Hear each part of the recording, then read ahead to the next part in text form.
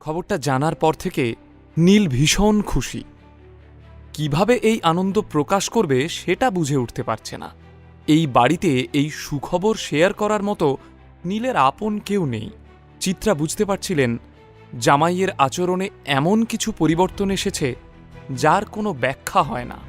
সকাল থেকে সন্ধে হয়ে গেলেও জামাইয়ের ঘর থেকে বের হওয়ার নাম নেই। এদিকে বড় মাকে চিন্তিত দেখে অর্পিতা বিরক্ত হয়ে বলে, ওই অপদার্থের কথা ছাড়ো তো, খেতে এসো। নীল রয়চৌধুরী সিটাডেলের বিল্ডিংয়ে পা রাখতেই কানাঘুষো শুরু হয়ে গেল। রিসেপশনে নিজের আসার খবর জানিয়ে লিফটে 24th ফ্লোরে এসে শশাঙ্ক রায়চৌধুরীর কেবিনের বাইরে গিয়ে বসে পড়ল নীল।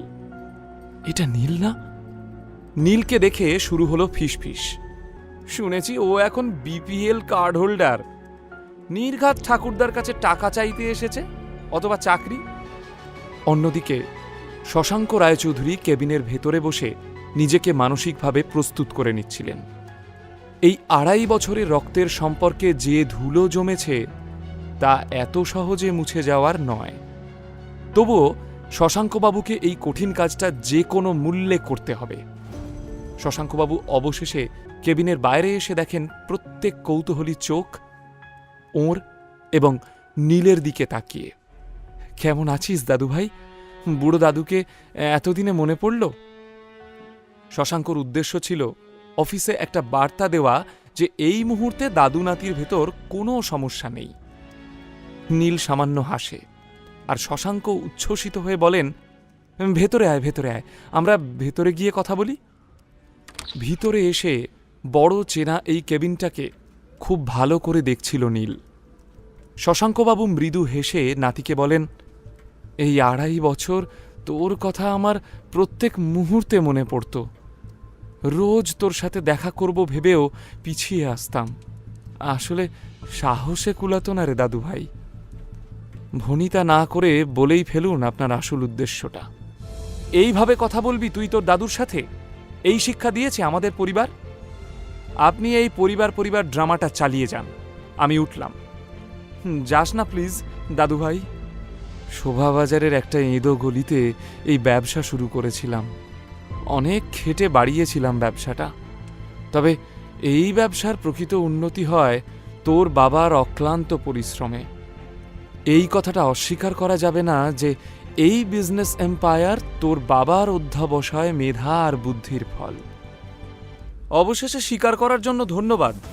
এবার বলুন আমার থেকে কি চান? আমি চাই তুই এই বিজনেস জয়েন করে তোর কাকাকে হেল্প কর। আমার কাকা মানে আপনার ছোট ছেলে ধীরেন রায়চৌধুরী, যাকে আপনি কোনো যোগ্যতা ছাড়াই এই কোম্পানির সিইও বানিয়েছিলেন, আর যে মানুষটা এখন আপনার এই সাধের বিজনেস এম্পায়ারকে ব্যাংকরাপ্ট করে দিচ্ছে, তাই তো? ও তোর গুরুজন।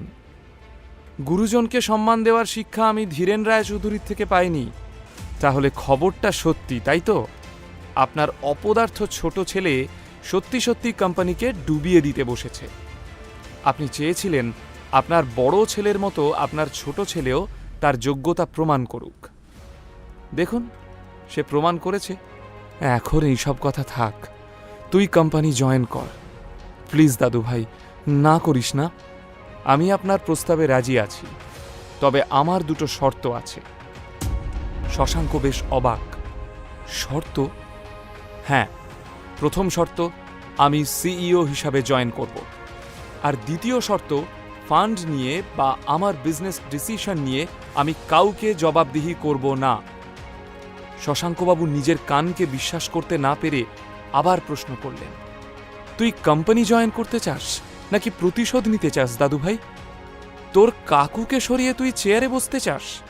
লোকে শুনলে কি বলবে? কিছু বলবে না, লোকের অত সময় নেই।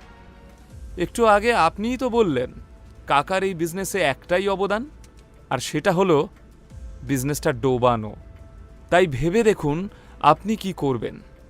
নীলের রূঢ় বাস্তব কথাগুলো শশাঙ্কবাবু অস্বীকার করতে না পেরে মাথা নিচু করে বসে থাকলেন। আমি রাজি আছি। খুব শীঘ্রই তোমার কাছে অ্যাপয়েন্টমেন্ট লেটার পৌঁছে যাবে। তুমি সামনের মাসে সিইও হিসাবে এই কোম্পানি জয়েন করছো। কেউ তোমার কাজে ইন্টারফেয়ার করবে না। নীল ওর ব্যাগ থেকে একটা ফাইল বের করে শশাঙ্কবাবুর টেবিলে রাখল। এটা কি? আমার মন বলতো একদিন আপনি নিজের স্বার্থে আমাকে ডাকবেন, তাই এই এগ্রিমেন্টের ড্রাফটটা বানিয়ে রেখেছিলাম। আমাদের মধ্যে যা কিছু কথা হলো সেই কথাগুলো এইখানে লেখা আছে, আপনি পড়ে সাইন করে দিন। শশাঙ্কবাবু এতক্ষণে খুব ভালোভাবেই বুঝে গিয়েছিলেন নীলের মনের গভীরে জমে থাকা ক্ষত শুকোতে সময় লাগবে, তাই কথা না বাড়িয়ে সাইন করে একটা কপি নিজের কাছে রেখে ফাইলটা নীলের দিকে এগিয়ে দিলেন। এখন আবার আমরা ফ্যামিলি হয়ে গেলাম, দরকার পড়লে ফোন করব, ফোন ধরবেন, আর যা করতে বলবো করে দেবেন, মনে থাকবে। আজ তাহলে আসি। নীল অফিসের বাইরে এসে রাস্তায় দাঁড়িয়েছিল।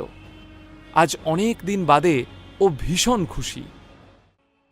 মেট্রো স্টেশনে এসে ব্যাগ থেকে ফাইলটা বের করে দেখছিল নীল।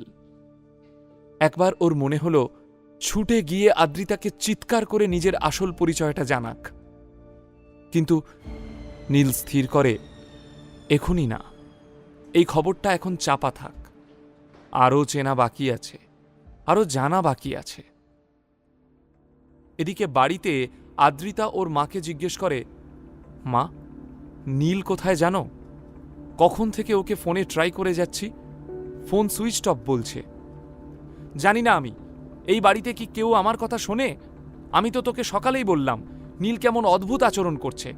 কাল সারা দিন কিছু খায়নি, সকালে ইম্পর্টেন্ট মিটিং আছে বলে তোর সামনে দিয়েই তো বেরিয়ে গেল। তখন তো তেজ দেখিয়ে কিচ্ছু জিজ্ঞেস করলি না। তুমিও তো জিজ্ঞেস করতে পারতে। সবার সব দায় কি শুধু মায়ের? মা কি বাড়িতে বসে সারা দুনিয়ার খবর রাখবে? আমি ভেবেছিলাম আজ ওকে সাথে নিয়ে অফিস যাব, ফাইলগুলো ড্রপ করে দেবে আর ফেরার সময় আমার নেকলেসটা জুয়েলারি থেকে নিয়ে নেবে, কিন্তু ওর তো কোনো পাত্তাই নেই। মা, পৃথিবীতে এত মানুষ থাকতে তোমরা বেছে বেছে এই অপদার্থটাকে কেন আমার গলায় ঝুলিয়ে দিয়েছিলে বলো তো? যতই রাগ দেখাস না কেন, তুই খুব ভালো করেই জানিস তোর বিয়েটা আমি দিইনি, দিয়েছিলেন তোর বাপি। উনি এই ছেলের মধ্যে কি দেখেছিলেন সেটা উনিই ভালো বলতে পারবেন। ইতিমধ্যে নিজের প্রসঙ্গে হওয়া কথাগুলোয় কান না দিয়ে চিত্রার পিছন দিয়ে বেরিয়ে যাচ্ছিল নীল। হঠাৎই নীলকে দেখে আদ্রিতা বিরক্ত হয়ে বলে, কোথায় ছিলে? বিশাল বড় হনু হয়েছ নাকি? ফোন করে পাওয়া যায় না? আমি অপদার্থ নই আদ্রিতা, তুমি আমার আসল পরিচয় জানো না। আমি রায়চৌধুরী পরিবারের ছেলে, কোম্পানির নতুন সিইও নীল রায়চৌধুরী। এক নিঃশ্বাসে নিজের মনের কথাগুলো আদ্রিতাকে জানিয়ে দেয় নীল। এবার তাহলে কি ঘটতে চলেছে? সিইও হয়ে কি পরিবর্তন আসতে চলেছে নীলের জীবনে? সত্যিটা জানার পর কি নীল আদ্রিতার বৈবাহিক জীবন ছন্দে ফিরবে, নাকি ঘটবে ছন্দপতন? নিচের ইনস্টল বাটনে ক্লিক করুন এবং পকেট এফএম ডাউনলোড করুন।